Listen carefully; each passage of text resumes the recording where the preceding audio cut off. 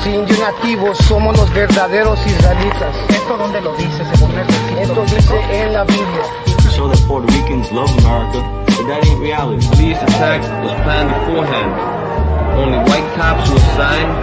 Then our only recourse is to defend ourselves. We tried to move people onto the sidewalks, but the police were all out for blood. Another series of protests was staged by thousands of students, parents, and the Brown Berets. In June 1968, the group that had become known as the East LA 13 was released on bail. Demonstrate to our people and we deserve better and that we could, get better. I don't think there's ever been a time when we need more of the spirit of the young lords than today. I guess we had no fear. We just did what we thought at the time was the right thing to do.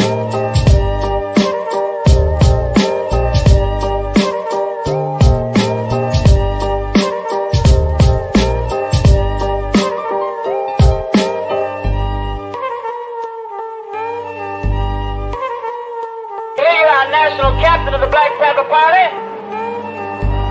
They are making it their business to process arresting me and my wife, through a process of arresting numerous Panthers on the block.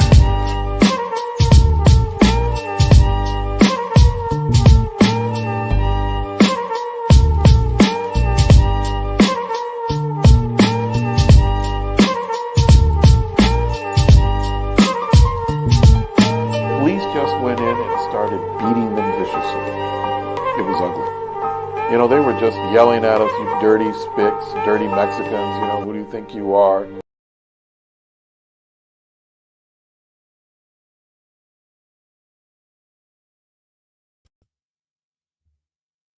All right, we on.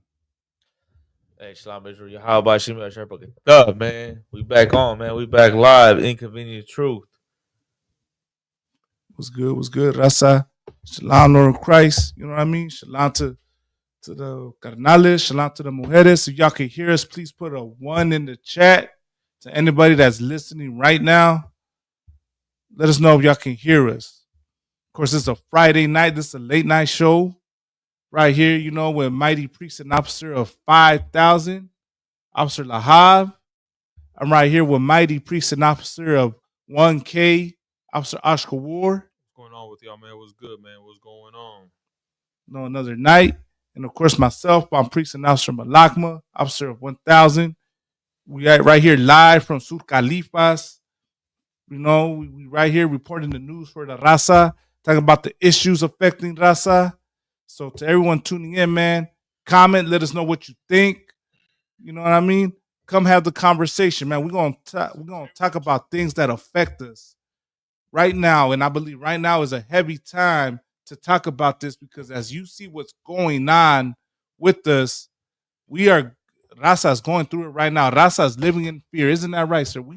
Our people are living in fear right now at the hands of this oppressor, at the hands of America. At the hands of Donald Trump, man. Right, man. It's time for you to wake up, man. Wake up to reality. And, it shouldn't be hard for us to understand this if you're Latino and Black. There's so much going on right now. So much going on for you to be asleep. Right. For you to be asleep, man. You know what I'm saying? With the whole thing of deportation and immigration, Donald Trump trying to send American citizens to El Salvador. Right. They're trying to send American citizens to El Salvador for crimes. That's crazy. So right now it's not a time for you to be like everything's okay and things gonna be fine. And if you Mexican American, if you're a so-called Mexican American or Salvadorian or whatever, you born out here. Right. You can't be like, they're just doing it to the immigrants. They're just doing it to people that are not born here. Nah, right. Man, it's gonna happen to you too. Right. Don't try to exclude yourself and think that this can't happen to you. You right. must believe that this can happen to you too. Don't fool yourself, man. Right. If we're all jammed up together. It's like sir.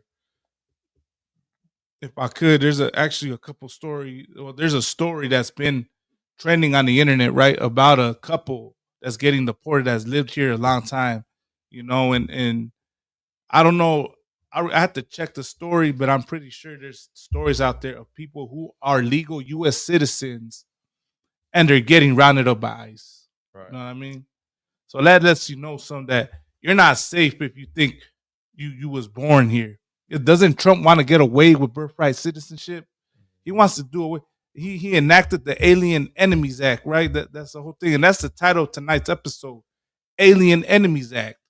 Is America declaring war on Raza? And the reason why I put it in question form is because to the people listening tonight, I want to know if y'all believe that that's happening or not. Do you think we're just crazy talking about it? Or is this really happening? Because all the accounts and incidents that I'm seeing online, it looks like something is going on. You know, something is going where America is, it looks like America is declaring war on Raza. But you know what? This war that's been going on, man, this ain't nothing new, right, man? Right. It's war. It's a war that's new. been going on for a long time. Right. You know, right. For a long time, you know, America has been at war with Mexicans. The only thing is that right now people are just barely, you know, seeing and realizing it. But for us in the UPK, we've been seeing this since 1969. We've been seeing this.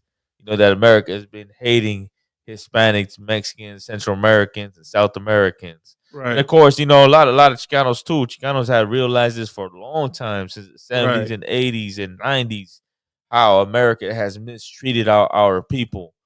You know? But for those of us that have not known, for those of us that are barely waking up, man, we're here to, you know, wake you up and make you realize what was really going on.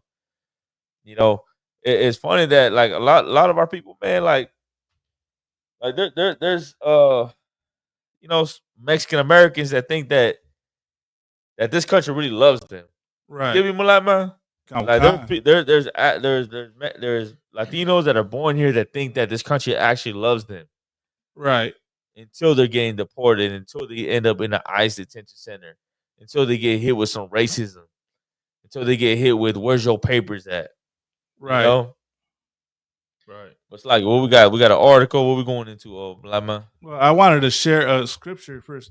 If I could, just let me shout out two brothers right here. We got Dennis, Shalom Kanan, Lord in Christ. Hey, what's going on? We got young man Davon, Shalom, Lord in Christ. Yabba Dennis said, it's happening, and I think that he's trying to level out the playing field since we outnumber the Cape Beast. Is that on YouTube?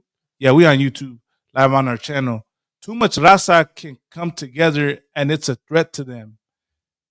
Dennis, you ain't lying, carnal. That's one thing that this oppressor has done, right, is put so much misinformation and so much propaganda amongst our own to keep us divided. What's Zephaniah 2:1 say? Gather together, O nation not desired. I mean, this is all biblical, Raza. If y'all can't understand, right? There's a scripture I wanted to share real quick before we get into the topics, right? This is Deuteronomy 28:48. And it says this: therefore shalt thou serve thy enemies. Oh, let me see if I can share real quick. I want to share the scriptures with everyone because this is all biblical. Right? This is all biblical. The Bible, you would have never thought that the answers to our oppression is in that Bible, right? That Bible that you believe the colonizers brought over here and used to torture our ancestors, right? To torture indigenous people, to torture Mexicans. Right. The answers are in that Bible. And that's how crafty the oppressor is, right?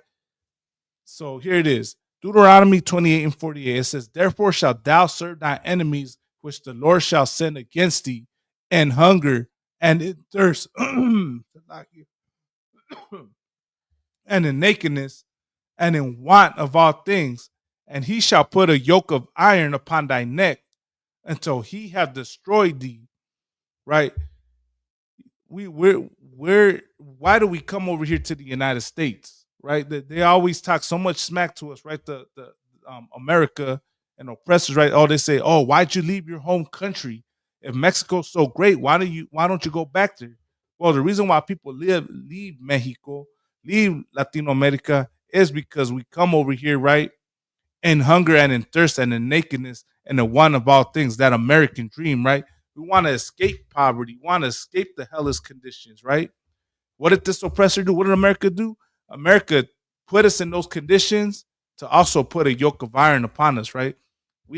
America has had a long history of enslaving people. And you know what's not talked about in classrooms is the enslavement that they put on Mexicans, on Latinos, on so-called Hispanics. Right? America has enslaved them as well. And you're never taught this in the classrooms because this would show you that you have something in common with so-called black people, with Native Americans. If I could add something real quick too, like a lot of people don't understand is that America destabilized Mexico and Central America and South America. Right. You know, they have a big part in destabilizing countries. Right. You know, you could ask anybody in the military on what America does. They didn't just destabilize Mexico and Central and South America. They do that to countries in the Middle East. Right. You know, they do that all over the world where they destabilize countries. That's not a hidden thing. You know, that's something that's known. Right. So they've done that to Mexico, Central and South America. You know, they destabilize these countries. You want to look something up? Look up the schools of America. Right. Look up the schools of America where they set up. You know what they get people in Mexico and Central and South America to pretty much support their agenda, and go and destabilize Mexico, Salvador, Guatemala, Venezuela, countries like that. Right. Just do your research on the schools of America. So how you gonna tell us? Oh, go back to your country. America is the one that destroyed our country. Right. They destroyed our country, and then we come over here for better living, and we run into the same wall when we come over here. Right, sir. That's heavy you say that because we had to come over here, right? Our parents had to come over here, and then they get treated like immigrants on their own soil. Right. You know what I mean? You get treated like immigrants on your own soil, and that should let you know something, right? That should let you know the hellish conditions you're in. So, let me go to the next verse. That's the destroyed state. And the next verse 49, right? Deuteronomy 28:49 says, "The Lord shall bring a nation against thee from far, from the end of the earth, as swift as the eagle flieth, a nation whose tongue thou shalt not understand." Now, let me ask the audience a quick question. When the Europeans came over here, you think they understood English? You think our ancestors understood English? You think they understood Spanish? You think they understood Christopher Columbus? Here's another two. Who conquered Mexico? Right. The Spaniards. The Spaniards. Have we ever had a Spaniard president? All of them have been Spaniards, no? There's been a couple Spaniard presidents. Right. What's her name? Claudia Sheinbaum. She's Jewish. She's Jewish, right?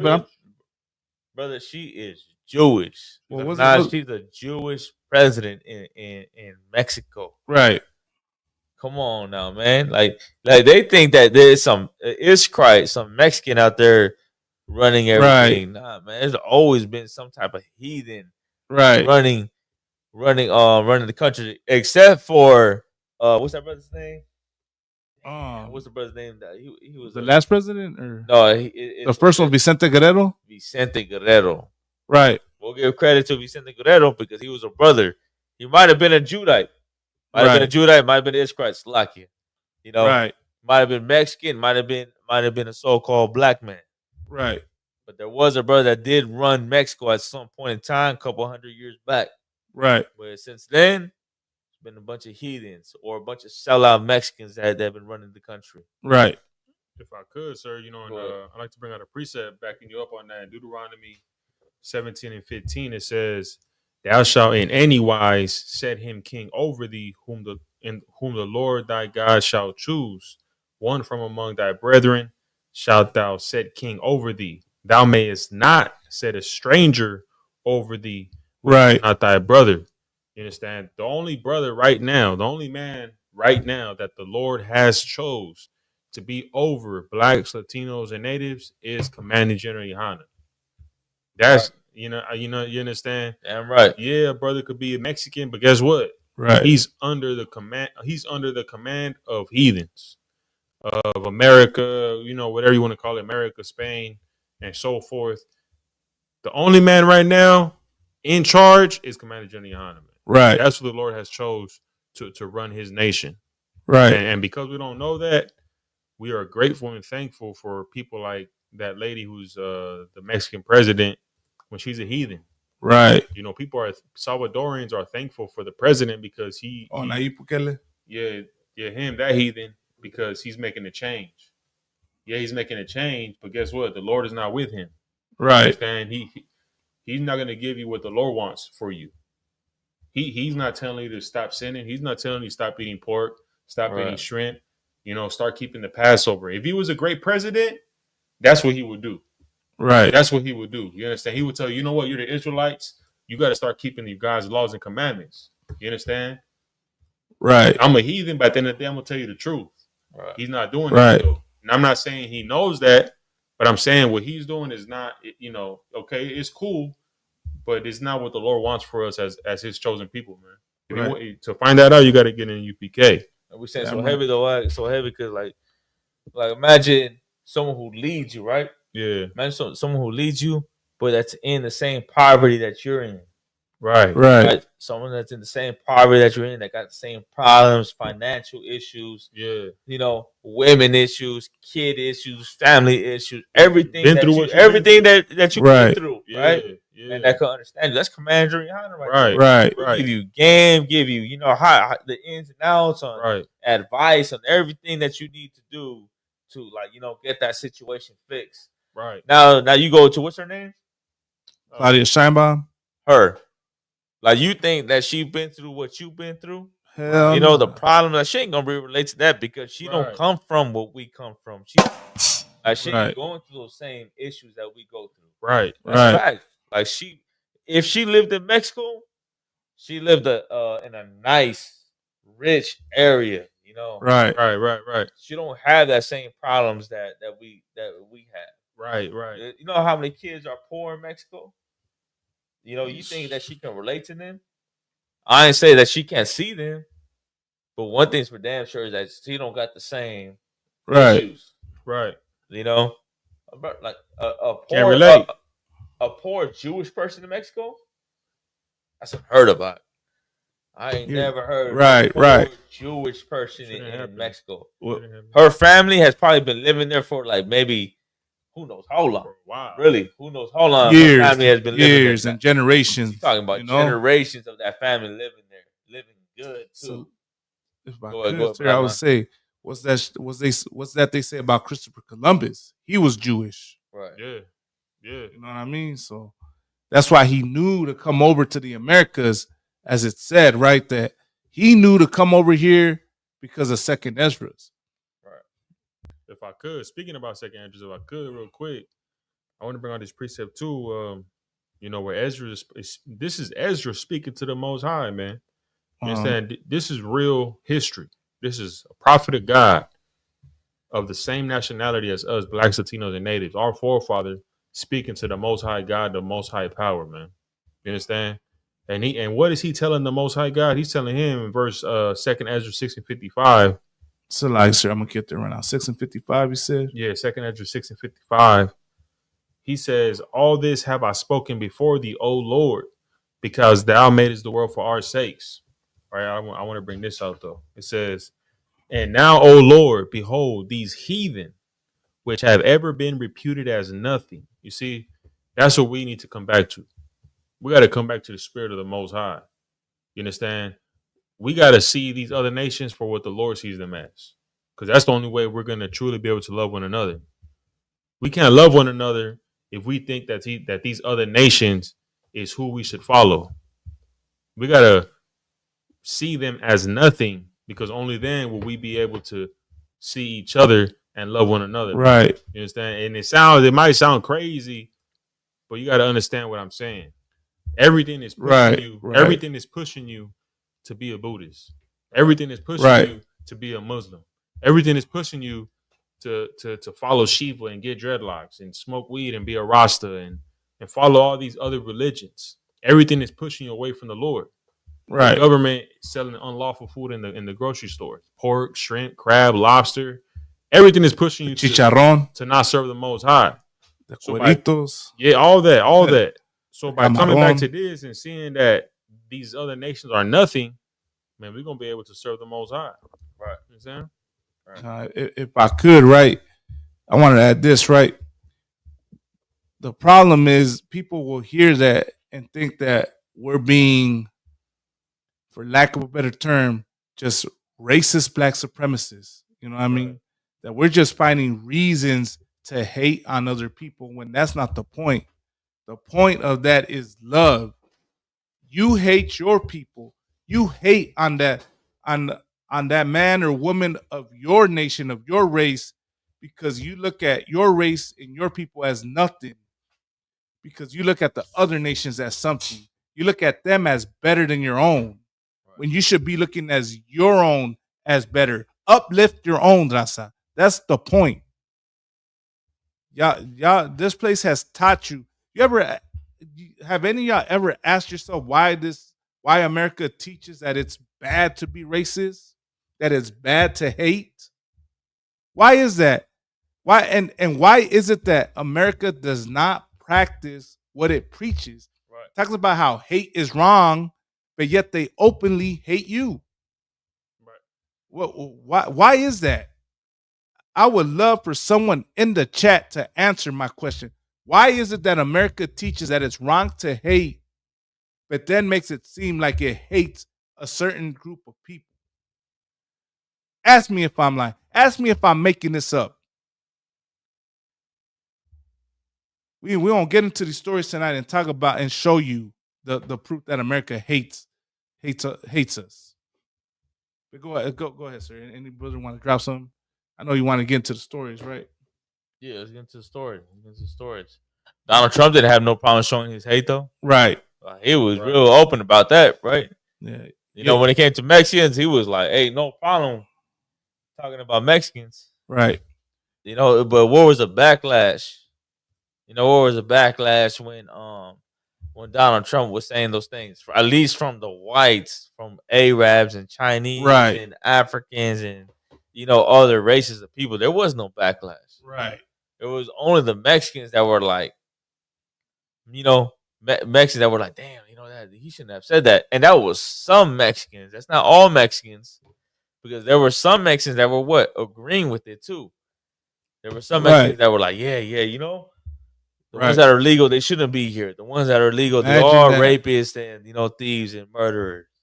And it's so hypocritical because, I remember that image. The last time Trump was president, the brother who drowned in the river with his little baby daughter. Right. Remember that? I remember that. And then there was white people sitting in front of the Border White Patrol, House. right? What was it? Border Patrol, I believe it was what it was. They did that to him? That didn't come to the rescue. They were calling for help, right, as the story goes. Mm-hmm. It was a Zebulon and I brother and his daughter, man, and that shit hits hard. It's home, man. You know what I'm saying? There's a brother and his little daughter. Yeah. In the river, floating, dead. They were drowning, and then they did nothing to save them. They did nothing. Instead, what Americans did, they sat in the front lawn of the White House, and this lady had a sign, and it was an image. It was like a stencil image of a guy and his daughter drowned. Right. Basically saying, like mocking them for trying to come to America. Imagine that. And they mock us, and they come down on us for wanting to come over here for a better life, but they don't want us to come down on them for what their forefathers did, for all the evil that they do. Right. They think put that in the past, get over it, stop being the victim. But yeah, when they do things like that, no one cares to this. Right now, no one has brought it up. It's in the past now. Right. It is nothing. When that was a fucking brother, man. Right. Trying to come to this land for a better life, not to sell drugs, just trying to come over here, man, to give his daughter a better life. Right. You understand? And And they, like I said, man, it is hypocritical, and it just shows you how evil this place is. Right. America. If I could, right? The brother Dennis said this. He said, "No Palestinians have protested to support the Raza about our treatment, but they want us to fight for them." And that's heavy. He says that because I don't know if you've noticed, to the audience, I don't know if anyone's noticed, but the world has not come to a standstill for the way that America's treating us, treating our gente. I don't see videos of protests in any other countries for the way America is treating our people, for the people locked up in that prison in El Salvador. Right. You know what I mean? For the family split up. The world has not come to a standstill for the way America treats so-called blacks, Hispanics, and Native Americans, but it did come to a standstill for the Palestinians. If I could, like the only train of thought. But like you brought something to my attention, man. It's like with those Salvadoran brothers with the MS-13 and all that. Trump is. Don't get me wrong. Brothers is in the wrong. Right. Brothers in the wrong, man. You understand? But a lot of times in those countries, you don't have a choice. Right. When you growing up in El Salvador, back when it was how it was, you didn't really have a choice. You understand? Right. You just had to be a part of it for your own protection. Right. You understand? But I get that brothers is wrong and are in the wrong. But this is what also is hypocritical. Right. When a white man is out here doing evil, they always bring up some BS talking about he has mental issues. He's depressed. He's sad. He lost his mother when he was 14. So that's why he shot up the damn school, whatever it is. Imagine that. Why don't they do that type of research on these brothers in El Salvador? Right. You understand? Why don't they find out, okay, yeah, these men are wrong. They did wrong. But what caused them to be this gang? What caused them to do what they do? Right. Because as a human, you're not going to do that normal. You're not going to go around doing, you got to be on drugs. You got to be oppressed. You got to be destroyed. Right. Why don't they figure that out? Right. They're not going to find the solution to that. You understand? Right. They're going to throw them in the pen, lock them up, feed them beans and bread and rice, and that's all they're going to eat. You've seen in prisons. Let me tell you this though, Ashkor, like you know how Donald Trump labeled them a terrorist organization? Yeah. Right. That wasn't for the MS-13 and 18th Street in El Salvador. That was for the ones that were out here. Right. Those are the ones that he's targeting. He's targeting the MS-13 and 18th Street that out here in LA. Yeah. Right. And when you really think about it, I'm pretty sure there's criminal organization, right? But when you go to LA, these are a bunch of young Salvadorans and Guatemalans and Mexicans that are 18. These are not your regular cats that are on the neighborhood. These same brothers, with a goddamn terrorist plan. These are brothers smoking weed, gang banging. Is that what you talking about, right? Yeah, this is a regular cat on the street selling weed, and he probably selling some drugs. Yeah. But you talking about a terrorist though? Yeah, he's labeling right. a terrorist. But like when you think about a terrorist, like do you think that these cats are like a threat, going to malls and churches and shooting up churches and malls, right. going with the AR-15s and that's the white man. That's the devil right there doing that. Right. Why hasn't Donald Trump came out and said anybody doing a mass shooting is a terrorist? Anybody getting caught on suspicion of doing a mass shooting, you're gonna be charged as a terrorist. Why hasn't he said that? Right. Nah, but you're a terrorist. Right. Weed is wrong. But what compare that to some cat going into Walmart, someplace in El Paso in Buffalo, New York, blowing the heads off innocent women, innocent grandmothers. Right. Goddamn terrorists, man. Come on. They're terrorizing our Raza right now, sir, if I could, right? The fact that our terror goes with fear, right? And this is an example of it. Here's an article that I'm going to read right now. So the article is titled this, 4 Things to Know About the Alien Enemies Act and Trump's Efforts to Use It.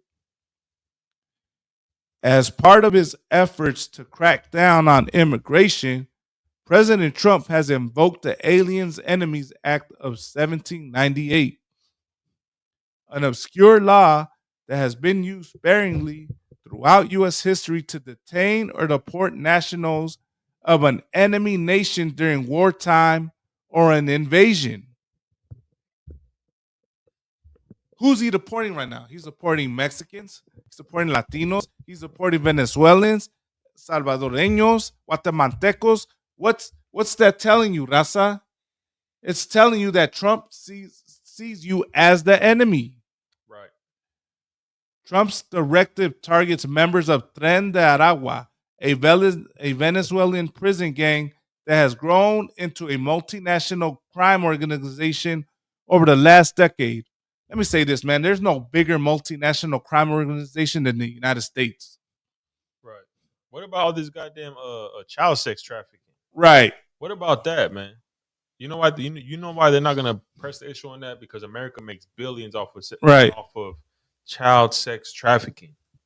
You understand? What about there's don't get me wrong, gangs are a problem, absolutely. Right. But come on, man. There's bigger things to put out there in the big picture. You understand? You got pedophiles. You got people being kidnapped. How about these damn porn sites? How about that? How about all these little? I was watching a video of all of this pedophilia that goes on in these porn industries, man. How about that? Right. How about you find these people kidnapping? Every time I go on my damn Facebook feed, I see little girls going missing. Right. Kids getting kidnapped. You understand? Brothers getting lynched. Why are brothers getting lynched to this day? Right. 2025, I see brothers getting lynched, getting their head cut off. They're not gonna investigate that. Right. They're not gonna say if you're a part of a KKK organization, you're a label of a terrorist group. They should be. You understand?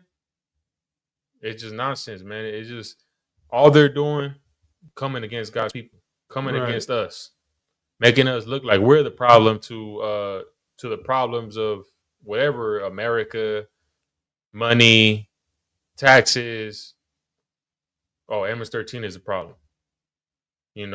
Right. Too many Mexicans here, too many immigrants here. They're the problem. Nah, man. We not the problem. You understand? And that's what we need to understand. If I could, that's why we say the oppressor is the devil that the Bible speaks of. Right. Because he does all that and points the finger at us. Right. They know his own dirt. Right. You want to look up stats and talk about, this group creates the most crime. Meanwhile, that's not talking about crimes. It's talking about arrests. No one. You look at the stats pointing at your people. You create the most crime. You commit the most crime. But you point the finger at someone else. You get glorified in America, right, for being gangsters, right? Captain Zarak brought that out on Cross the Line Radio about the Prohibition era, the what is it, the mafias, right? They get glorified for it. Movies, The Godfather, Goodfellas, what was the other one? Mobsters, all glorify them for their life of crime that they committed. Meanwhile, they blame you for the crime. They demonize you for it. And use that as a justification to split your family up.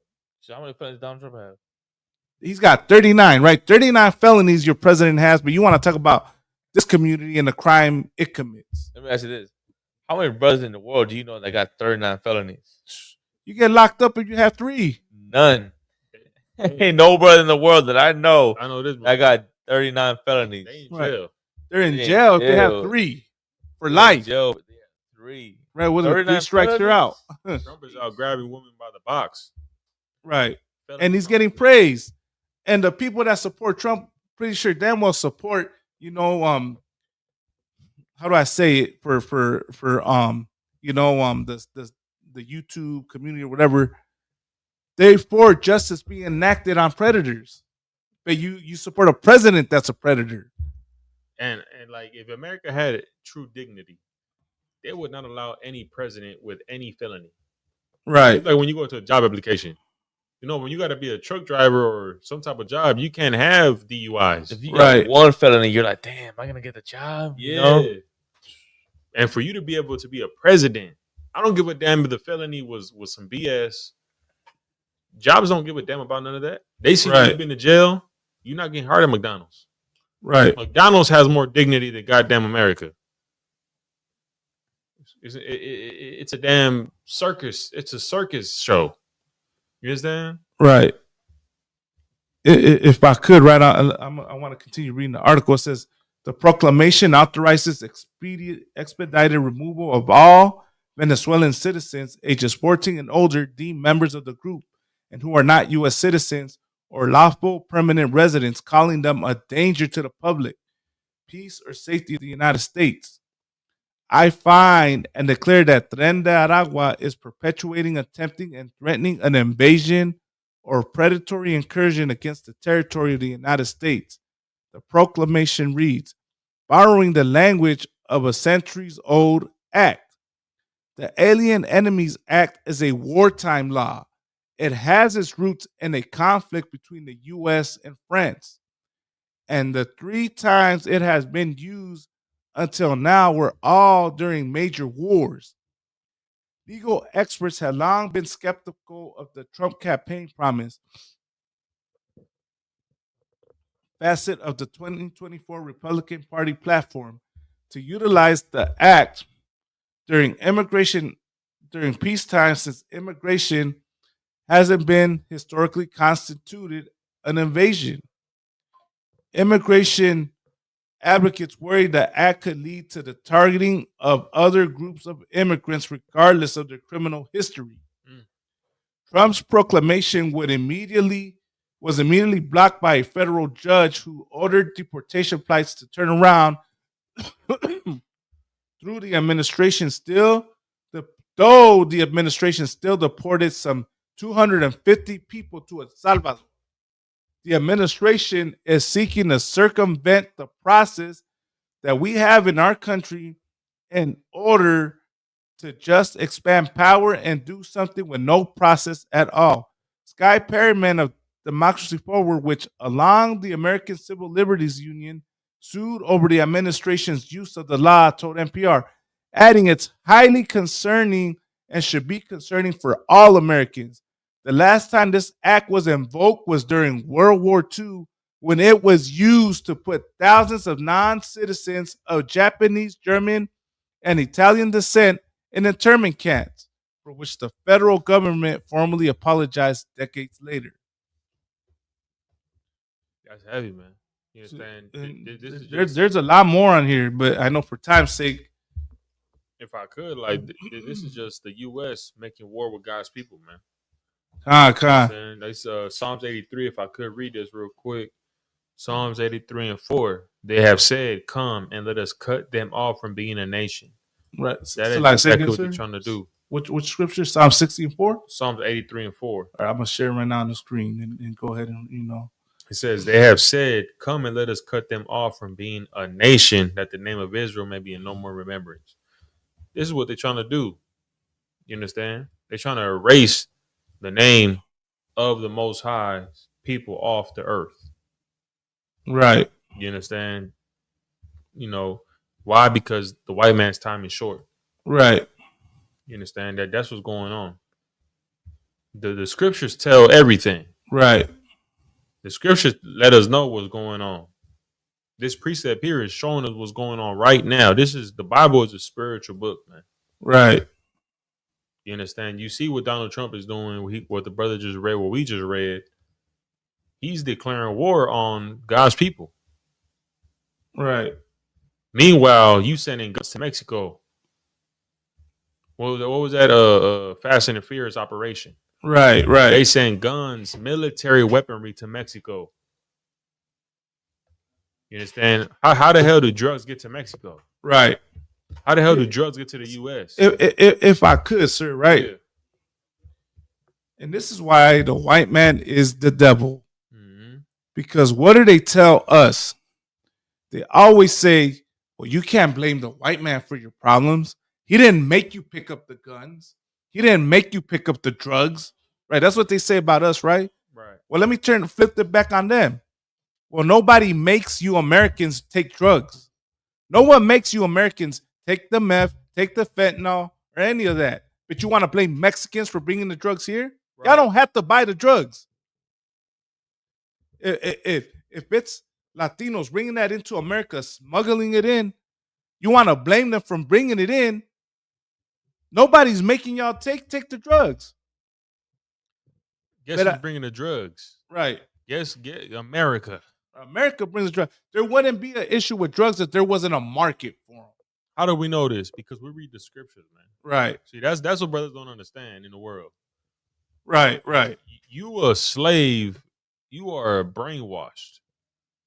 In the UPK, we not brainwashed, man, because we know the scriptures. You understand? You have faith in America. There's a reason why the Lord says He's going to destroy Babylon. Right. There's a reason why He says, "Come out of her, my people." Right. Because the Lord is going to do damage to America, to China, to Russia, to Ukraine, to every other nation. He's going to do damage. If I could destroy these other nations, right, sir. Why? Because they wicked. Right. They wicked. Right. You understand? If I could, I'll say this. Yeah. And this is why you oppressors are gonna go into slavery. Why you're gonna, suffer the way you're gonna suffer at the hands of the Most High for the evil that y'all did. It's got nothing to do with skin color. It's the history of how you treated the Lord's people. So like, let me shout out. We got up in here, Officer 5000 Matabar. Hey, shalom, sir, Lord in Christ. I don't see them. They in the comments. Yeah, in the comments. We're streaming on multiple channels, so you might not see it. Oh, okay. So we got another story, or yeah, we got more. But I just wanted to read real quick while we're here, right, on this story, because I saw this. Okay. Right, and this is heavy right here. Look, let me go back to sharing this. Okay. It says, "What's the purpose of the Aliens Enemies Act?" The Alien Enemies Act specifically allows the president to detain, relocate, or deport non-citizens from a country considered an enemy of the U.S. during wartime. Damn, so we enemies. We're enemies to America's letting it be known that we're enemies to it. We're enemies to the U.S., man. Right. The strongest country in the planet currently is declaring war on Latinos. Is declaring war. You see that? America are cowards, man. Right. What happened when China had nuclear missiles? Right. They didn't have nothing to say at that time. Right. They didn't declare them enemies. Right. America is a bunch of America as a whole is cowards, man. Right. You're gonna pick on people who can't even defend themselves. You're gonna declare war on people who can't defend themselves. Well, let me tell you something, man. Let me tell you something, Black Latino Native. Guess what? The Lord is gonna destroy America for your sake. I know you don't think so. And I know you think it's wrong. But the Lord is just, man. The Lord sees what's going on. We don't see what's going on. Right. We worried about bills. We're worried about rent. We're worried about diapers and water. The Lord not worried about no damn water, diapers, or goddamn cereal for your children. The Lord knows what's going on in the earth. And let me tell you what the Lord said, man. He would do once we serve Him. What's that in Deuteronomy? Thy enemies shall run. Something like that, right? I'm trying to remember the precept. Deuteronomy 28:7, man. Let me tell you what the Lord's going to do for you. First, let's go to Deuteronomy 28:1. And it shall come to pass, if thou shalt hearken diligently unto the voice of the Lord thy God, to observe and to do all His commandments, which I command thee this day, that the Lord thy God will set thee on high above all nations of the earth. We're at the bottom right now. Right. You know why Trump is able to say that we are his enemies and deport us and round us up and send us back? Right. Because guess what? We're not serving our Father in heaven. Right. That's why. That's why, man. Because we want to be disobedient to our Father. But guess what? That's to why. You understand? That's to why. Right. Let's read verse 7. The Lord shall cause thine enemies that rise up against thee to be smitten before thy face. That's America. America is our enemy that's rising up against us. And the Lord said, I'm going to cause them to be smitten, to be destroyed before thy face. Right. You understand? They shall come out against thee one way and flee before thee 7 ways. Right. You see that? That's what we got to do, brothers and sisters. Right. We got to serve our Father. Right. Because they declaring war on us because they want to destroy us because they know we God's chosen people. Right. But guess what? Our Father told us, you serve me, I'm going to destroy them before your face. I'm going to allow you to see them be destroyed. Damn right, sir. If I could, right? The heavy parts that you drop, right, with the scripture, right? It says, the Lord shall cause thy enemies that rise up against thee to be smitten before thy face. America, just let it be known that it's your enemy, Raza. Right. America did it. I didn't say this. Officer Oscar Ward didn't say this. America said it. America declared that you're its enemy. Facts. You know, to the government listening, you said we're the enemies. And why? Why are we the enemies to you? Why are we the enemies to America? Because we just want to live? Because we just want to, be able to survive in this poverty that we're in? We want to get out of it? I understand. Here's what I know. I know that in order for you to be rich and powerful, you have to oppress my people. You have to oppress so-called blacks, Hispanics, and Native Americans. And this is what the Lord was warning us about. Let me go back. And now that we're on Deuteronomy, let's go back to verse 49, sir. No sweat. I want to go to verse 49 and read. And this is how you know it's talking about America. For all you Christians out there, right? It said, the Lord shall bring a nation against thee from far. You know the history of America, where the colonizers came from? They came from far. And they're against you, as Donald Trump just let it be known. From the end of the earth, as swift as the eagle flieth. What is the symbol of America, Raza? The symbol to the listening audience, right? To the chat. What is the symbol of America? For anybody who wants to answer, please comment. Let me know what the symbol of America is. I'll give it about a minute or a few seconds. See if somebody can blow my mind. Give about, 10 more seconds. Because I want to know, what is the symbol of America? For the Raza, what's the symbol of America and what is the symbol of Spain? Let's see. Who wants to answer? And there you go. Hey, the water, young man, Tavon. The water, Officer Matabar. The eagle. The eagle is the symbol of these two colonizers. Right?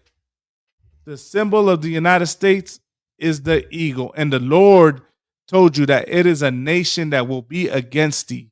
So when all y'all over here calling yourself Mexican American, you love America, your people got to do it the right way. They got to love America because America has given so much to you, right? That you came over here to take advantages that you couldn't back home.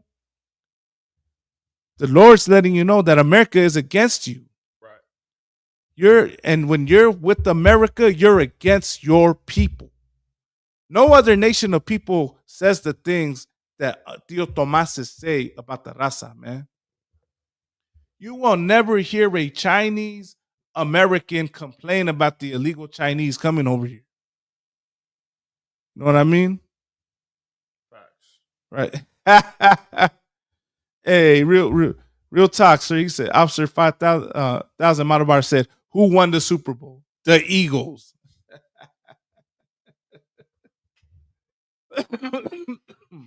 Why White man's a devil. El diablo que dice la Santa Biblia, man.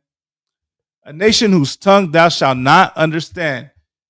Our ancestors did not understand English, Spanish, French, German, or Italian when they got here, or Portuguese.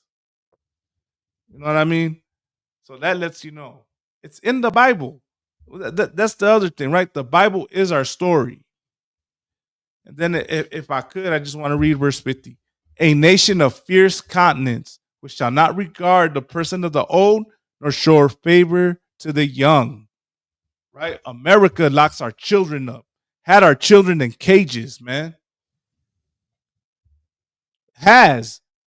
You know what I mean? Our children are missing at the hands of this nation. Our children get harassed by police. Our children get harassed by the Border Patrol. Wake up, Raza. You know what I mean? This should let you know something. The Bible is your story, even though you don't want to accept it. Facts. All right, so go ahead. Nah, what other story? What other story we got? Well, we got more. I want to share this video as well. Okay, let's do that. And he will not be living in our country much longer. How's this for a bad hombre? The feds nabbing a suspected top 3 leader of the brutal MS-13 gang, agents busting into his home in Virginia, where they found 3 firearms, ammo, 2 suppressors. Authorities say he's from El Salvador and in America illegally. Hey, Harold. Turns out all we needed was a new president to catch these bad guys in your face. I just want to emphasize the pace and the focus. And so, no, these were not lists that were available in the previous administration because they wouldn't do that. I cannot emphasize enough the collaboration and support and leadership out of the new administration that is so different than what we saw in at least the previous 3 years of my administration. And south of the border, DHS Secretary Noem did a house call to check on Venezuelan gang members Trump kicked out of the country. Christie coming face to face with the criminals and warning illegals out there this could be their new home soon. I want to thank El Salvador and their president for their partnership with the United States of America to bring our terrorists here and to incarcerate them and have consequences for the violence that they have perpetuated in our community. So you just heard right there. Now what she called them, right? She called them terrorists. America is calling people that are getting deported terrorists. And they've deported brothers who are not even in MS-13. Right. Yeah, people think that we're defending, crime and we're defending this and that. You're about to find out the issue behind this, right? I also want everybody to know, if you come to our country illegally, this is one of the consequences you could face. First of all, do not come to our country illegally. You will be removed, and inmates are like, please come back. Imagine that. You heard that, right? She's not aiming that at criminals. She's aiming that to everyone, to anyone. Right. You know what I mean? She didn't say if you're. That's heavy, Malagma. You just know what I'm said. saying? I caught that. I caught what she said. She's saying if you come to our country, I don't give a damn who you are. I'm gonna throw you in that prison. You don't got to be a gang member. Right. You're gonna be thrown in a prison. If you want a better life, if you want to escape poverty and the hell and that we put you in, and you want to come over here and not stand in line, I'm gonna throw you in this prison for terrorists. And that's what she's saying. And this woman doesn't know a goddamn thing about. She doesn't know a goddamn thing about the history of what's going damn, slipped my damn tongue what I was gonna say. But the history in Latino America? Nah, Slovakia. What she said? She said, if you come to this country, we're gonna throw you in prison. This woman doesn't even consider what her forefathers did to get this land. Right. She can't. She doesn't understand that the people that she's threatening are the people who descend from the people who helped her forefathers survive on this land. Right.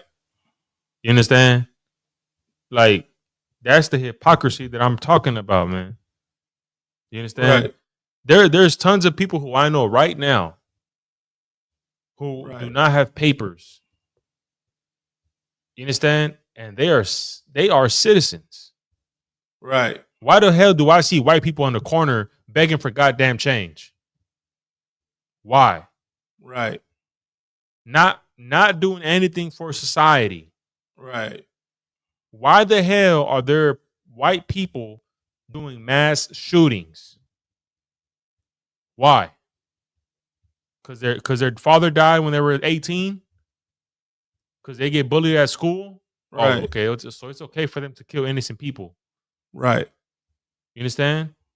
Why aren't they making a big deal about that as they are about people who are not gang members trying to live a better life? How about you help them out? They'll contribute a lot more. I guarantee you they will contribute a lot more to taxes, to the economy, if you stop being so hateful and racist. Because we are the hardest working people. If Donald Trump, this is how you know Donald Trump is a racist. Right. America just hates God's people and how dumb they are. Right. Because you support Donald Trump when Donald Trump, if he wanted to, if he was smart, which he's not, right, he's an idiot, he would work with the brothers and sisters coming to this country to build up America. But he can't do that, sir. He can't do it. Why? Because the scripture says why, man. Right. Because the white man's the goddamn devil. Right. That's why. And he cannot, and here's what our people have not realized, sir, if I could. Our people have not realized that you are second-class citizens in this society. You are slaves in this society. And Donald Trump cannot afford to build you up. Joe Biden cannot afford to build you up. No government in America can afford to build you up. No political party, no system of government will ever do anything to help you. They'll make it seem like they're going to help you, but they won't do anything for you, Raza. And also, they want white supremacy to reign. Right. That's why. If I could, sir. Go ahead. No, just to add to what you got it. It's not that they wanted to reign, sir. They needed to reign. They needed to reign because that's their survival. That's their survival. Them oppressing us is how they survive. Exactly. That's what it is, man. This is war. They are at war with us. What is America without white people? In their mind, it's not America. America is white. Right. That's what people don't get. Right. America is white. Exactly. Why are they doing all this? Because they feel the threat that they will lose their position as, the face of America. This is their land. They raped, robbed, and murdered for this land. They struggle for this land. They sacrificed and they died and they suffered. And for this land. That's heavy you say that because they're not going to let that go. Right. For something that their ancestors did that they don't give a damn about. They don't give a damn if they raped, robbed, and murdered you. They can't. Their forefathers died for their forefathers died for this land. You think they give a damn about you and your forefathers? They won't. They can't. They can't give a damn about you because they can't. Their survival depends on it. Facts. They in their eyes, they don't think they stole the land. They think they conquered. Who do you conquer? That's my question to people watching right now. Who do you think you conquer when you're out there conquesting? Who are you conquesting? How do you see the people that you're conquesting? Right? I'm gonna give the chat a few seconds to answer, sir. Because on, chat. We got 3 people in the chat, 3 answers. We got 6. We got 6 up in here. What you want? The Hollywood Israelites? Yeah, 3 in that chat. But here in the total, out of all the channels, we got 6. So 6. That's 6 responses. Yeah, 6. Tell me how does the conquester see the people they're conquesting? What do they see them as? Because that's what we fail to realize. And the reason why we don't see it is because of that Christian church. Because of Christianity. Because we want to be comfortable. This is really, and I understand now why we get so much pushback, why we get so much hatred. Because this makes you uncomfortable when you think about it. You know what I mean? It makes you uncomfortable to realize that the country that you love so much, that you're grateful for, that has given you so much as you believe, sees you as an enemy, sees you as a second-class citizen.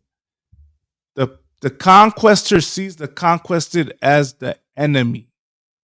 And this is why throughout time they do things against you, Raza. America will never do anything to uplift you. They'll make it seem like they are, but that's to blind you because they need you to stay in the position that you're in. This is war. Life is about warfare, man. And I know that makes many people uncomfortable, sir. Many people do not want to believe that this is war happening, you know? Right. Facts. And here's the proof, right? They were trying to make it seem like Venezuelans, Latinos are enemies, are all criminals.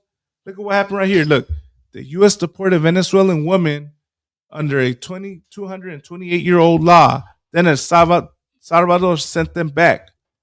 They were shackled, thrown out of the country, and told they'd never come back. Then something happened mid-flight that the government didn't want to talk about. Right? This is who's getting locked up in that prison. You know what I mean? This is who's getting targeted. That lets you know something, man. Good night. Yeah, man. This you know. That's true terrorism right there. That's terrorism right there, man.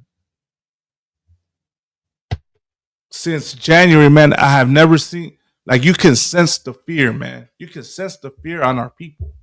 Right. So, like, I'll move to the next topic. You want to talk about Cain Velasquez? That's the next one.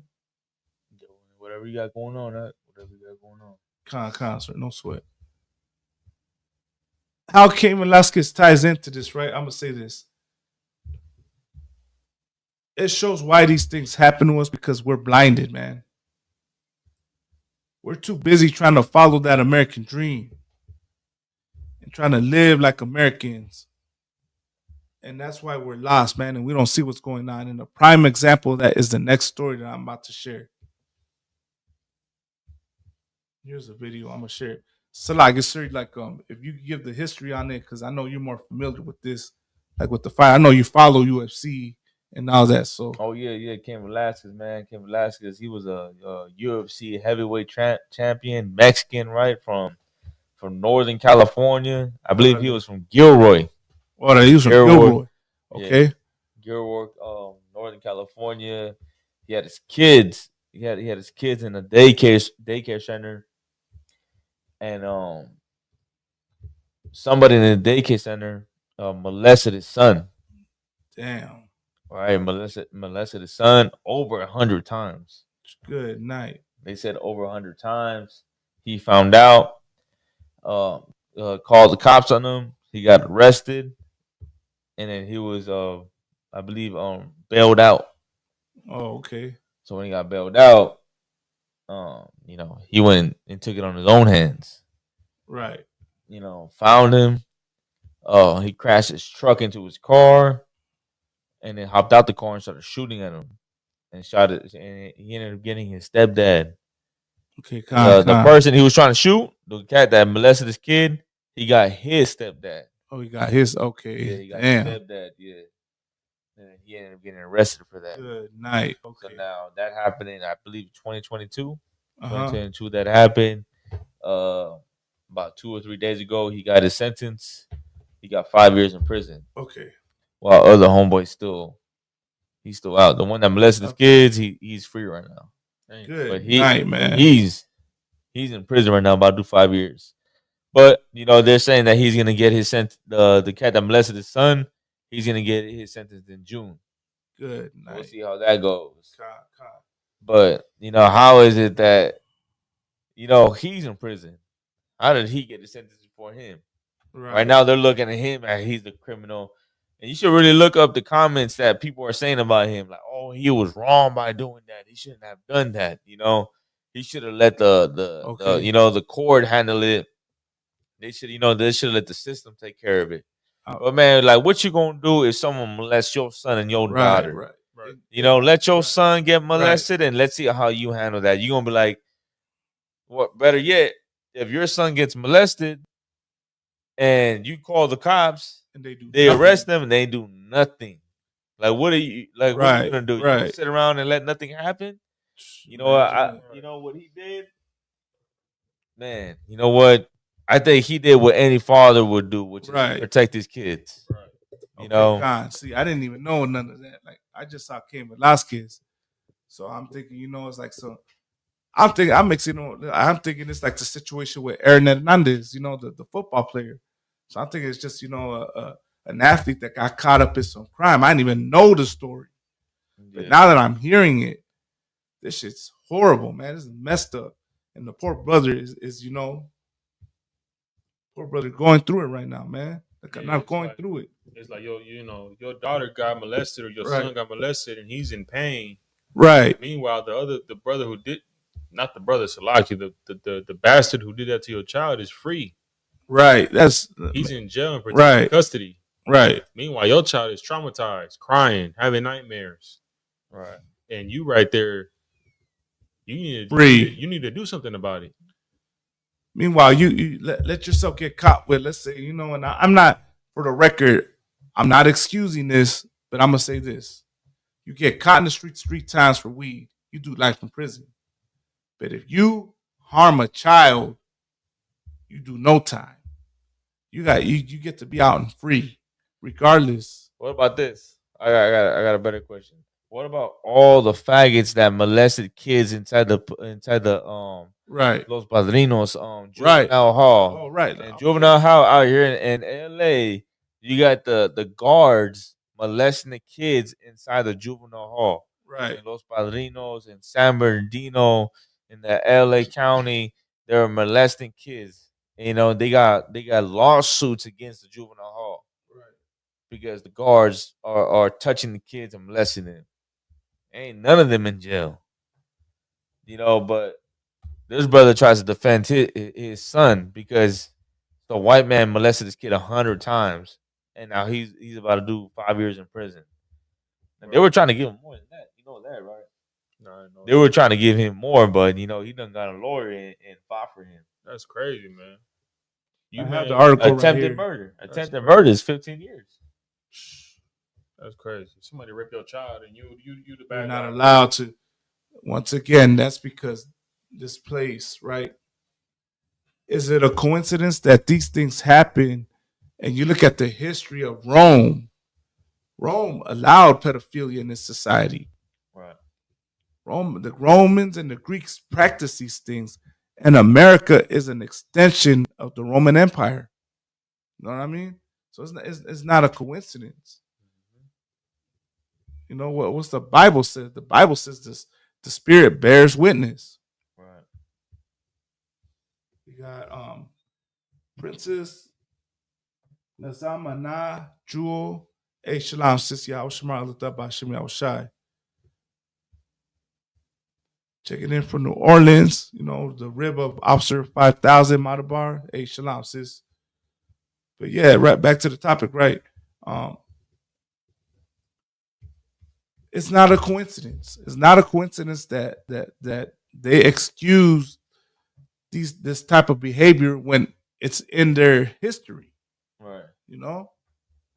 So I got this video, sir. I'm gonna play it real quick and get more into this.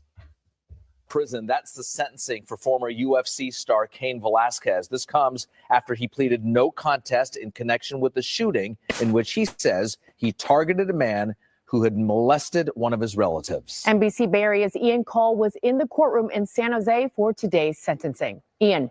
Cain Velasquez was calm and didn't show much emotion as he was sentenced this afternoon. No cameras were allowed in. Hey, Salakia, I want to show no emotion either. I got it. No, in my eyes, if I got the predator that was abusing my child. Right.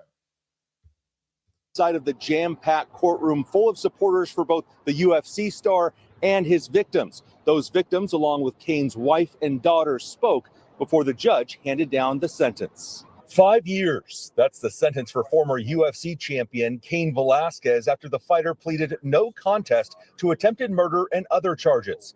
His lawyer asked the judge to release him on probation, but now expects Velasquez will ultimately serve 1 year in prison after getting credit for time served in jail and in home confinement. I believe that in some ways justice was served today, despite feeling disappointed that he is back in custody. In February 2022, Velasquez chased and shot at a vehicle carrying Harry Goulart along with Goulart's mother and stepfather. Velasquez believes Goulart molested one of the fighter's young family members. Ultimately, Goulart's stepfather was hit by the gunfire. Today, the 3 victims spoke before sentencing, describing the fear they felt during the 11-mile high-speed chase and shooting. The stepdad, who was hit twice. Yeah, I'm a positive. It's like, you know what's funny? It's how like they just flipped the whole thing. Yeah. Like how does it go from like his kid got molested, right? But you guys are shining the light on. Oh, look what he did! He got the gun and shot at me. How dare he? How dare he do that? Right. You know, like your kid just done got molested. Right. That's why he reacted like that. But Right. they gonna leave that out and just point out the fact that he pulled the gun and started shooting at them. I got a question, sir. Go ahead. What ethnicity does the predator and his parents look like they are? I mean, to me, they're the devil. Right, exactly. Who does America protect? Right. America will protect, and that ties back into what America is. It's a white supremacist country, man. Right. That's white supremacy right there. You will protect a predator if they're white, as long as the person that they harm is not white. That's what you're showing. You go? Am I lying? That's what it looks like. Are y'all gonna tell me I'm wrong for saying this? Right. Why weren't Goulart's parents charged with anything? Why were they not charged with what's that charge? What is it? Something justice. What is it? Not disruption. Yeah, disruption of justice, right? Is that what the charge is called? That's a good question. Obstruction. It's called obstruction of justice because they did not go turn in Goulart when he was caught doing this, and they knew. Obviously, they knew about it. If they're running away from, they knew about it. They knew about it, and they did not turn in their son. They did not make him go turn himself in. You know what I mean? And then the court system will turn around and make it about them versus making it about the truth, which is that a child was abused, and you have an angry father here that's mad that his child did not get the justice that they deserve.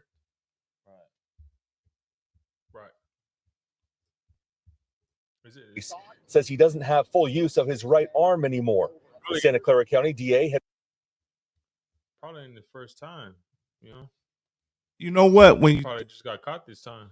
That's the time he got caught, and best believe there's probably you won't be surprised you find out there's more victims. I told you that he molested his son over 100 times. Over 100 times. Imagine that, man. Over 100 times sticking his rod in his son. What I remember too is that he's at a daycare center, and so it's like he's at a daycare center, and the cat that molested his son was not supposed to be there. He's not part of the daycare center. He doesn't work there. So you have the employees, right? And he's just like showing up there. But like, he don't work there. He just shows up. And so that's what the whole scandal's about.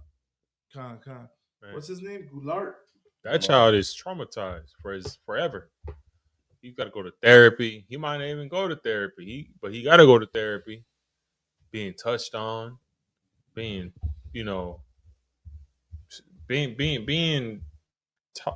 touched in a way you're not supposed to be touched, man.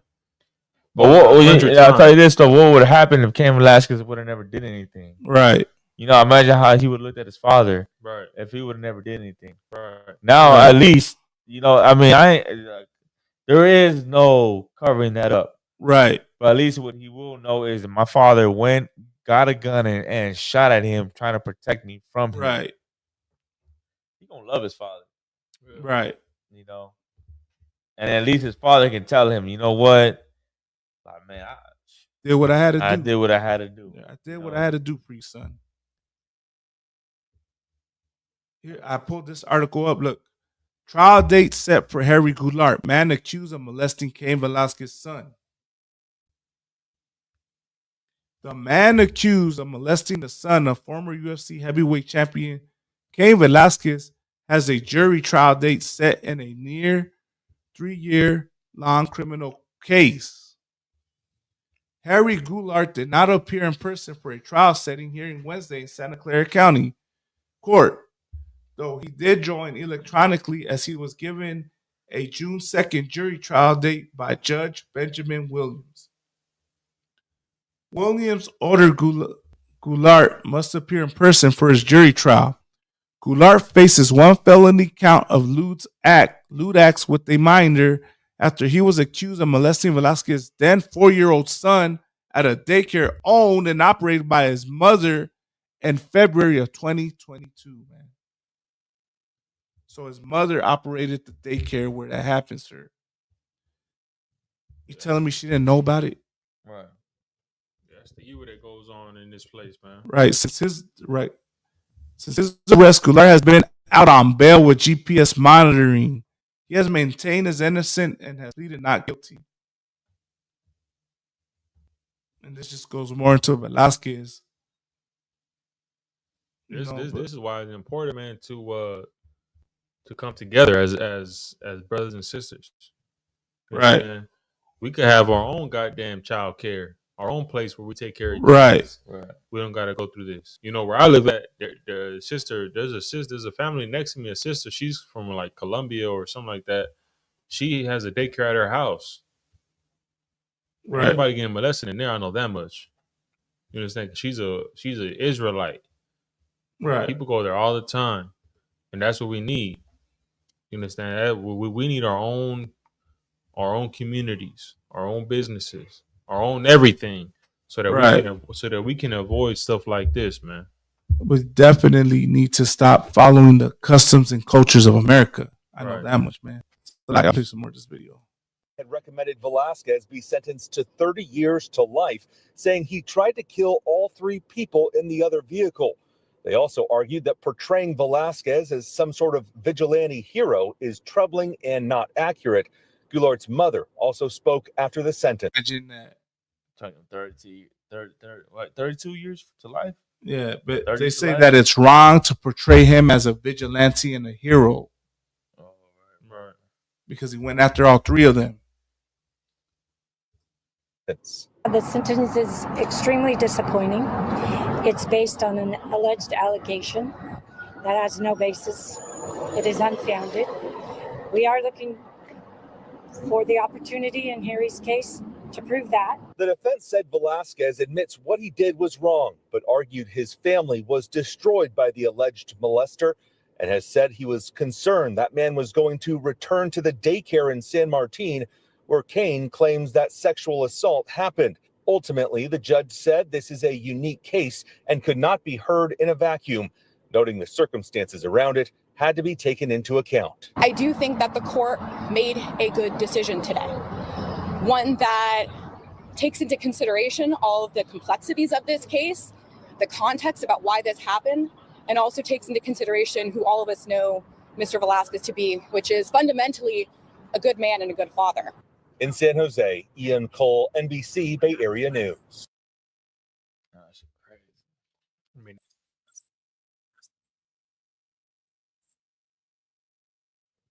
that's the natural thing to do as a father. Right. You understand? They should be able to understand that man's point of view. Sir. But this country hates so-called, and I'm pretty sure that played a factor in there because Lev Velasquez had been an Edomite. What would have been the reaction? You know what I mean? Oh, it would have been different. Right. chances are it would have been different. They would not have charged him with with the crime. It would have been a hero. Yeah, they would have deemed him a hero. You know, but because he's so-called Latino, let's demonize him. Absolutely, without a doubt, that's facts. That's something that we see all the time. Right, we see that all the time. All the time. You understand? You see a white man pulled over. He doesn't get treated like a brother would. It's Right. called racism. People think that doesn't exist anymore. Right. And that's the problem. We think it doesn't exist anymore, but it exists.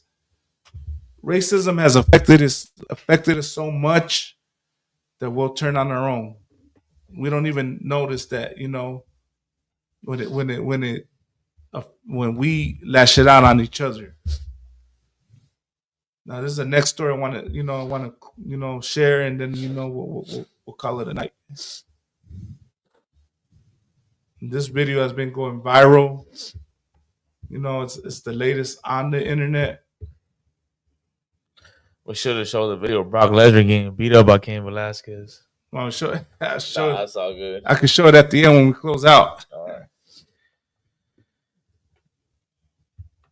But there was a video of Brock Lesnar saying, after I beat Cain Velasquez, I'm gonna drink a Corona and I'm gonna eat a burrito. Good night, man. Of course, that never happened. He never did none of that. Right. You know why that never happened? Because he didn't win. Exactly. And Velasquez had his white ass spinning all over the ring. Right. This video right here, right? People are, people in the world don't understand what's going on, but I'm gonna say this, sir.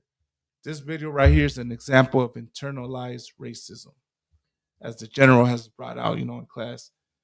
We have suffered so much racism that we lash it out and throw and attack our own. You know what I mean?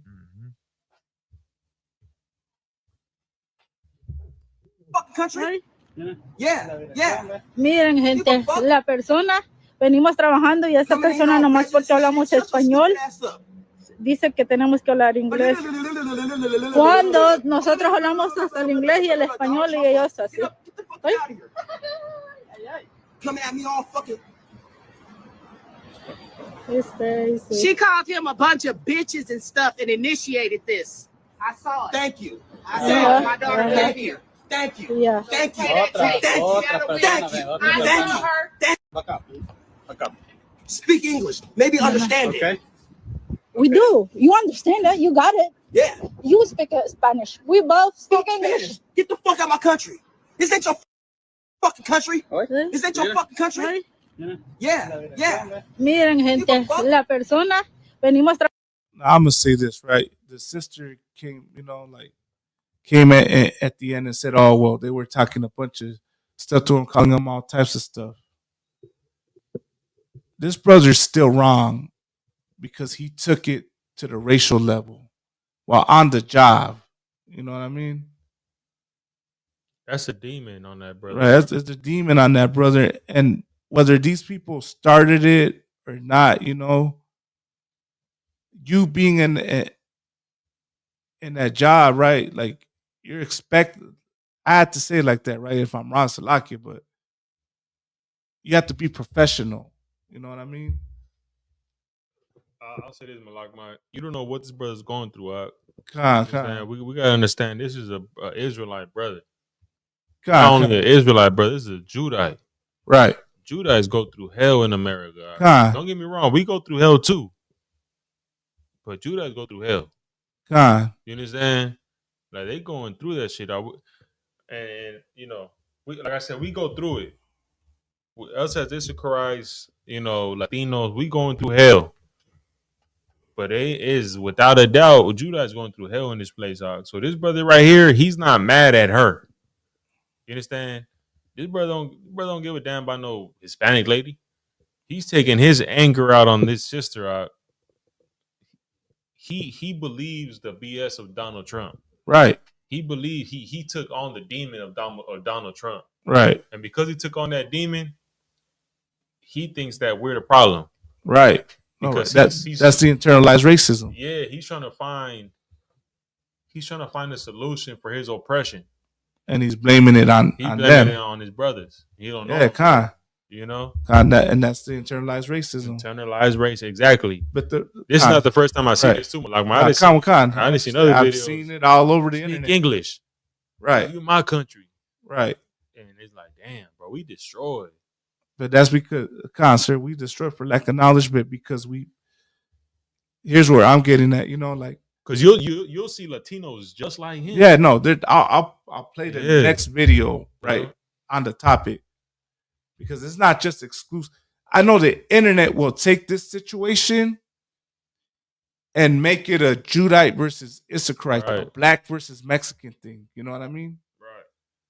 And think that this is the attitude of all black people towards Mexicans. You know what I mean? But this is why I take it. This is why I address this brother on the individual level. You know what I mean? Facts. You know, like. The brother got emotional and ran off at the mouth. He forgot he was at a job, and this is what they're going to use on him. You're supposed to be professional. You're on the job, right? You're supposed to keep your cool. And that's now I understand her calling you a bitch and calling, you could have called her a bitch back, but you took it a step further by making it racial. Mm-hmm. When you say F Spanish, this isn't your country. You know what I mean? You know exactly why you're saying that. And it's back to what you said, sir.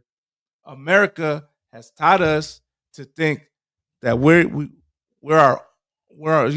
each other's problem in a sense. You know what I mean? Mm-hmm. We're taught to think that, for Hispanics, so-called black people are the problem. And for black people, so-called Hispanics are the problem. It goes back to Trump when Trump said, oh, well, they're taking all your black jobs, right? Trump said that. What do you think he was trying to push? He's trying to push this mentality. Because if we unite as black Latinos, we're gonna be unstoppable. We're unstoppable. Right. You can't stop it. If you got Judite black people uniting with Latinos, right? That is something that you cannot come in between. Right. That's why they got to put us on drugs. Right. That's why they got to put us in poverty. Right. You understand? And do all this stuff to us because they know that if we get right, if we get sober minded, right, if we serve our God, that we put dignity and integrity, raise families, it is a wrap. Right. I'm gonna tell you this. My opinion.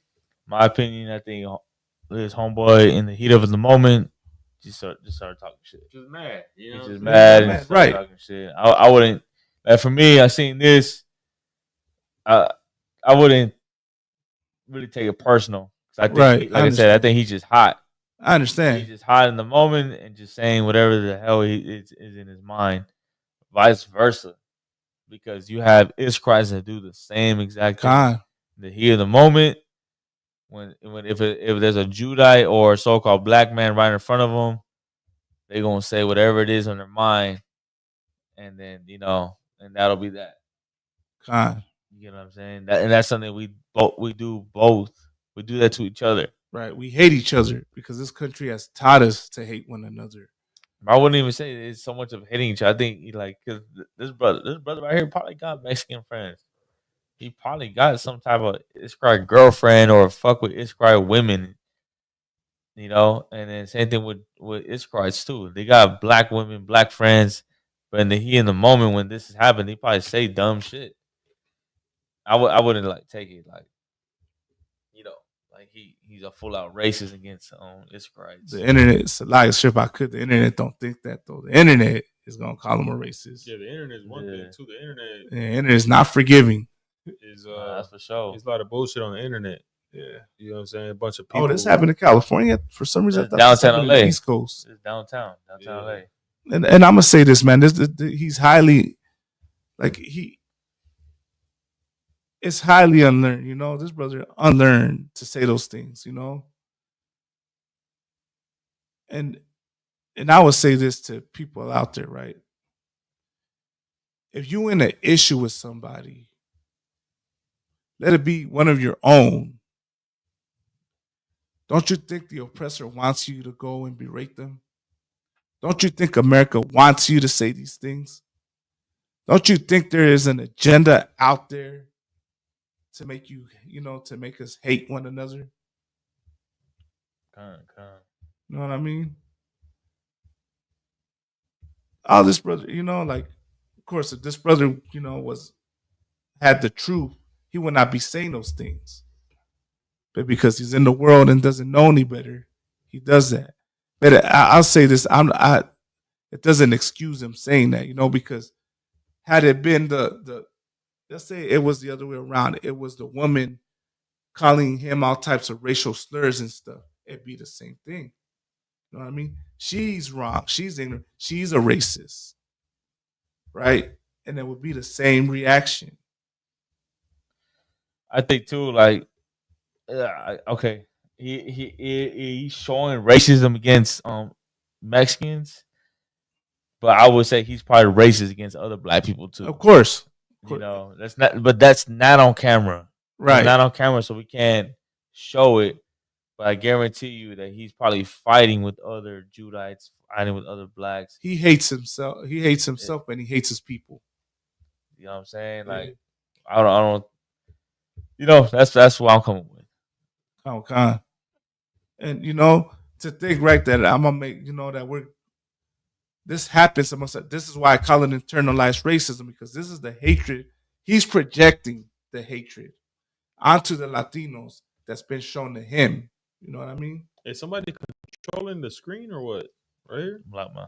I am, sir. Oh, now let me show another video that I previously came across, right?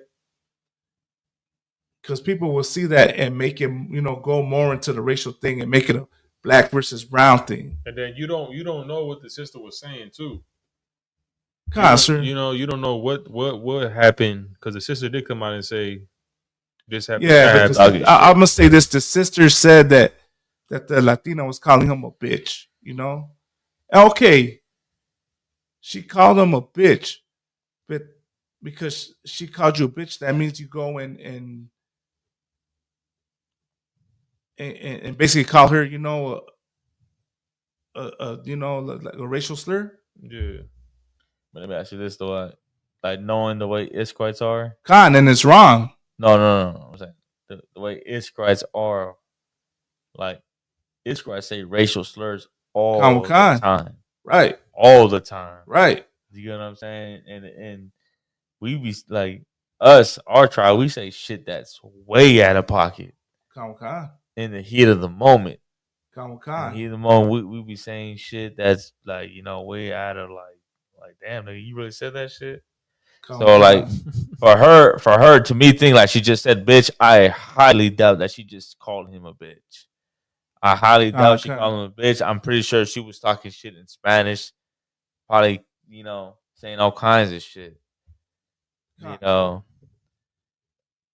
I just know, because me, I know the way they are. I know my people, bro. Especially out here, I know the way we are. We could be sweet, we could be kind, we can be nice, we can show hospitality. But if it's not that, we show a whole nother side that's out of pocket. I get that, we it's like it goes back to the the internalized racism. I'm trying to find that video of the brother at the Walmart. Because it's not just exclusive to Judah, right? We attack our own, because see, like as I stated, they'll take this situation. People will take this situation and make it a black versus brown thing. Right. Yeah, I can't find that video. Let's see if I can find it real quick.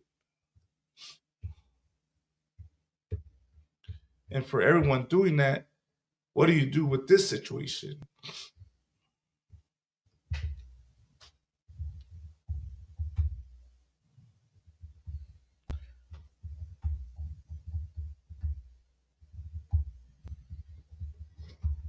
And it's the same thing for speaking Spanish. Right. It pretty much it's a video in, was it Arizona? Yeah, in Arizona. In Arizona, of some Mexican American. Yeah. Saying he's going back and forth with some other Hispanic lady at Target, talking about she doesn't speak English. Right. She only speaks Spanish, and she's saying bad things to me in Spanish. Right. You know, and I think he's telling her to speak English, right? Right. Something like that. Let me know if you find it. Yeah, I'm trying to find it right now. What do I after that video? But of course, there's thousands of videos like that. Right. Thousands of videos of Mexican Americans saying, "Oh, speak English." You know, you're not in Mexico, you're here. Like we're racist against each other. There's Mexicans that are racist against other Mexicans. You know what I mean? And we're just repeating what Donald Trump says on TV. We're repeating what white people say on TV. It's that Stockholm syndrome. Right. I can't find it. And the video actually got taken down there and didn't get pushed to, you know.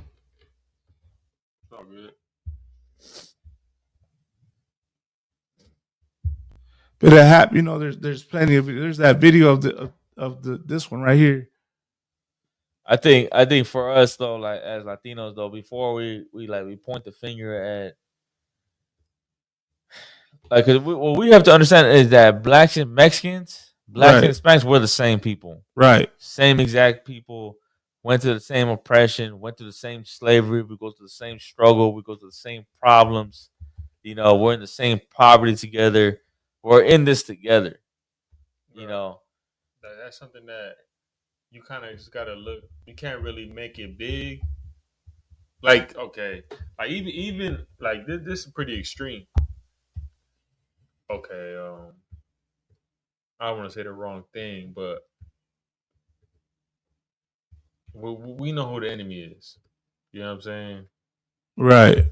Like this right here is nothing. This is just words. Right. What they say, sticks and stones may break my bones, but words will never hurt me. Whatever. But this is just words. Right. If a brother unalive another brother, that's more serious. That's wrong. Right. But I get why you bringing this out, Malagma. You know, this video. Because right now, yeah, go ahead, sir. And our people need to realize that there's bigger things than this. The reason why this is happening is because we're oppressed. Right. That's why. You know what I'm saying? Naturally, this brother loves tacos. Timmy's brother never had a taco and burrito. This brother probably order burritos every week. Order tacos every week. You know what I'm saying? This brother would love to have a Latina, big booty Latina making him tacos. Let me share this video real quick, right? You know what I'm saying? Let me share this one, if I could, sir. No sweats. Let me finish real quick. Yeah, go ahead, it's not that it's that we are in oppression. And because we're in oppression, we look to the oppressor for the answers. And if that answer means to hate someone who you don't really hate, that's what you're going to do. You know what I'm saying? It happens with Latinos. We hate our own goddamn people. Right. We're looking for the answers and the solutions. Looking at Donald Trump. Oh, yeah. The hell with all the immigrants. Right. When that's your own people. Right. You are brainwashed. You understand? Same thing with Judites. And it's like your brother stated earlier, right? For people who think that, you know, this is a black versus Reno, like, they'll think, oh, you know, black people are planning on Mexicans. They attack Mexicans. It goes vice versa. You know what I mean? It's not one group. It's just attacking the other group. It's a response to each other. You know what I mean? Yeah. And here's an example. Here's another example. All right. We give you a word of advice. Man, you got to watch what you say when you say it. Because this is what I'm saying. Because you don't know who speaks Spanish. Yo soy cubano, ¿me entiendes? Pero yo soy cubano. Y cuando habla la gente negra, te hablan de mí también. Okay, but I'm just saying, you need to watch what you say. Okay, I'm just letting you know though. When you talk about people, especially black people, man, watch what you're saying. I ain't recording you. I'm recording myself. I'm recording you now. I'm recording you now. I'm recording you now. So, you know what? That's what I'm saying. They be talking that shit Spanish, thinking people don't understand their ass. Yo soy cubano. Cuando hablando de mierda de negros, está hablando de mí también. So when you talk about black folks in Spanish, a bunch of them understand what the fuck you're saying. Oh, so pause it. So the Hispanic lady was talking shit saying something about him because she thought he was a Judite. Yeah. She thought he was a Judite. She didn't know he was Right. Cuban. Right. You know, so that's why he's telling him, "Yo soy cubano." Cubano, yeah. Cubano. She's telling her, I'm Cuban. I understand Spanish. I ain't a Judite. I'm Cuban. Right. I'm Manessa. Right. But she's saying things to him, thinking that he's a Judite and he don't understand. Right. He letting her know, bitch, I speak Spanish. I know what you're saying to me. Right. So it goes both ways. It goes both ways. It goes both ways. We be saying things.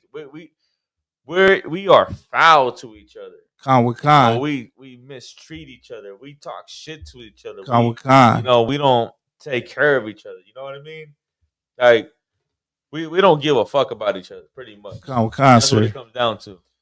We don't treat each other like shit. We'll Right. say this, you beaner, wetback, you know, you negro, mayate, things like that. That's the way we talk to each other, you know, and it's a bad thing. You know, because we both from the ghetto, we both from the hood, and we go through the same struggle. So rather than talking down on each other, we should really be, you know, communicating the right way, talking right to each other, Right. you know, respectful, you know, giving each other the benefit of the doubt, looking Right. out. That's the way it should be. Right. Go ahead. If I could, we're not forgiving one another like Christ said to do. We're Right. not forgiving your brother 70 times 7 because we'll hold this grudge. You know what I'm saying? Mexicans will see this and hate black people. Black people will see this and hate Mexicans. You know what I mean? They have no issue recognizing the racism in these situations. Like, Right? this lady should Black be and looking. brown. Yeah, go ahead. This lady should be looking at it like Donald Trump's the goddamn devil. You Right. know what? You know, we family. Let me look out for you. Right. We're both looked at as terrorists and enemies. Right. So let's look out for each other. Right. It's all psychological warfare, man. You understand? When you're going through Right. poverty, when you're going through stress, like people don't. That's the thing that people don't understand. Like when you're under stress, when you're in poverty, Right. you act. It's so. People don't understand how evil that is. Con. To have someone in constant stress, constant worry, it causes you to act like, you know, in a way that is wrong. Con. And that's what people don't get. You know, that's deeper. That's a deeper conversation. Con, sir. That's something. Right. That's things that they do on rats. Right. They do studies on rats, and to see, you know, there's studies that's been done on rats where, you know, they'll put rats in a cage and they'll experiment with rats, and then what they accomplish through the rats, they'll apply that to the neighborhoods that we live in. Right. To have us come against each other, hate each other because we're under stress. Right. That's what we see going on here. Con, sir. That's heavy you say that because what's that other theory? The crabs in a barrel theory? Yeah, crabs in a barrel. And that's what we turned into, man. Yeah. Cause instead of that, sister saying, "Oh, I'm sorry," you know, she's calling the manager, being defensive, right? Instead of just being straight up. Oh, you know, my bad. You know, I was wrong about that. My bad. Right. You understand? Right. It's just chaos. It's chaos, and that's why the truth is so important. And this truth, you know, listen, like Commander General said, man, we're gonna be policing these neighborhoods. But like, you know how many like dark skinned people we have in our nation? Like there's dark skinned Mexicans. Yeah. You know, like they call them Afro Mexicans. And then right. you got people from Belize. Belize are dark skinned. You got people from El Salvador that are extremely dark skinned with the afros. Yeah. You got light skinned people that look like it's Christ, but they're really Spaniards. Right. No, but that whole light skin, dark skin, that come from the slaves, like Right. from slavery. That's how we're still stuck on that Right. the slavery mentality. Yeah. Right. What's the curse say for the man that is tender among you? His eyes shall be evil towards his brother. Yeah, that's Deuteronomy chapter 28. Yeah, and our people to this day suffer those curses, to this day, because we want to be American. That's the thing. If anything, that brother and that sister, right, in those two different situations, what religion you think they are? Hey, Christians, Catholics, or Catholics, right? They know nothing about. They're not learning nothing about forgive thy neighbor, pull that neighbor to the Right. side, and talk to him to tell him how he offended you. That Right. sister's not learning nothing about being a sister who's having morals, Right. How the scripture says to be, Right. Be a kind and polite. This brother's not learning nothing in that church, whatever he's in. Right. You understand? I wanted to find that video, just to show another example, right? But also I can't find it. So for time's sake, I just, I'm gonna say this, like I don't know if there's any others, any other stories want to touch, but I want to say this to my Raza, right? If you're talking about somebody, right? If you wouldn't say it to their face, don't say it to them in another language where you think they can't understand you. Because that's cowardly, man. And I know that our Raza does do that, man. Like, you'll talk smack about somebody in Spanish in front of them thinking they can't understand you. Have some courage, have some honor. You got an issue with that person, be straight up. Don't speak another language, to hide. You know what I mean? If you wouldn't say it to their face, don't say it at all. Because that's the problem, that's cowardly to do.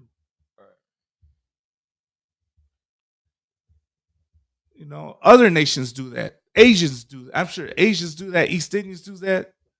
There was a video, right, where the sister was at a nail salon and she had the Google Translate on. And they were talking smack about her. I remember that. Yeah. So we should be better. We should be better and not do that at all. You know what I mean? Facts. But that would be my take on it, man. Just know that, right now, these things happen to keep us distracted from what's really going on, man. From realizing that we're at war. This country's at war with us. And we don't realize it because we're too busy hating on one another, fighting one another. Like crabs in a barrel. Yeah. Yeah, man. It's time to wake up, man. Wake up, bro. Wake up, man. Wake up, Black and Hispanic, Native American, Indian, man. Time for you to come into the truth. Come with Khan.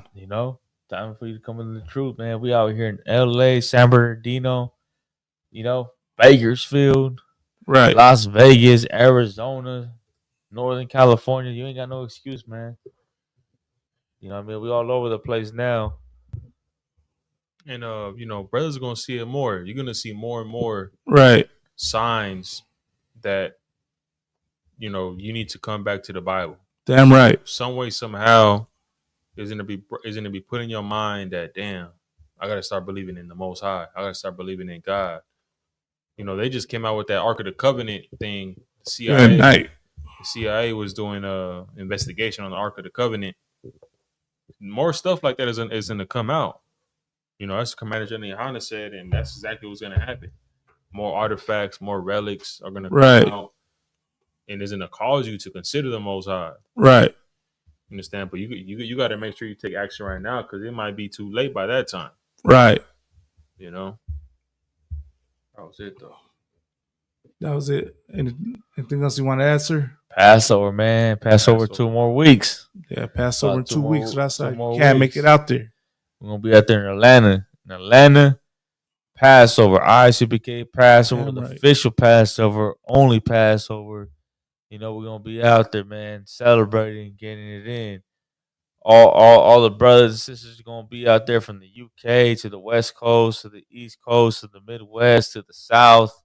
You know, from the islands, Mexico, Central America. You know, we all making it to Atlanta, and we're gonna celebrate the Lord's Passover when the Lord delivered us from Egypt, man. You know, you go into the Bible, you read about Egypt.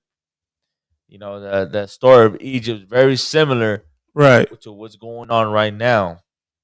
You know, if you're Latino, you Black and Native American Indian, you read the story of Egypt, you read the story of Moses, and you can apply that to your life right now, and you're gonna see how whatever was going on in Egypt, the story of Egypt, man, it's your life.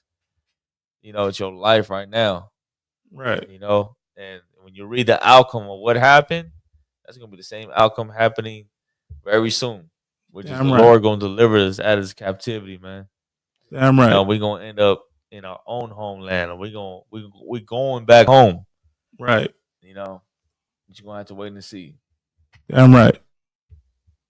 All right. With that being said, shalom. That shalom, Israel. Be on standby. We should be going live again soon. Just the itinerary for the Passover. Can't make it, pay that Passover fee, pay your tithes. Raza, wake up. I want to close out with this scripture, man, real quick before we go, sir. So you want to say anything else? No, I'm Tawab, sir. I'm Tawab. This is Romans 13:11. And that, knowing the time that it is high time to awake out of sleep, for now is our salvation nearer than when we believe, man. Right. So wake up, man. Wake up out that sleep, man. Keep tuning in, man. Subscribe to the channel, The Inconvenient Truth, on YouTube, Facebook, on Instagram. Gonna have TikTok and X up soon. Subscribe, man. We're gonna have more videos coming out, man. Let us know what you think. Comment on the videos, like, share, subscribe, Raza. Until the next time. With that, shalom. Shalom.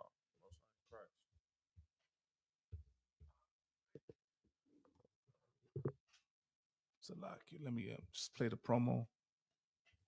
So Passover, and then we done. We done. Welcome to Atlanta.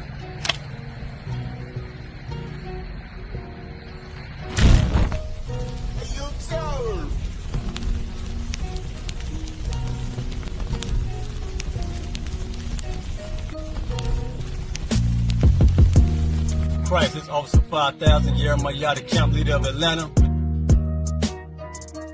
Passover 2025, starting April the 9th, we got the lamb slaughter. April the 10th, we got General Muhammad's class. April the 11th, we got the black party that's gonna have the Hebrew graduation. April the 12th, in Atlanta, Georgia, the 56th annual Passover, the only Passover under Commander Junior Hunter. Our great and holy King have honored us for turning our lives from the darkness to the light, man. There's no greater gift you can receive than to wake up to the truth and then commit your life to saving your brothers, man.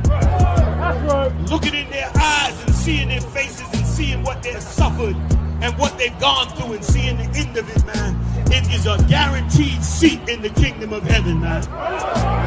So in the name of our King Yahushua, do we dedicate us another Passover of brothers and sisters' lives being saved. April the 13th, we got the Feast of Unleavened Bread.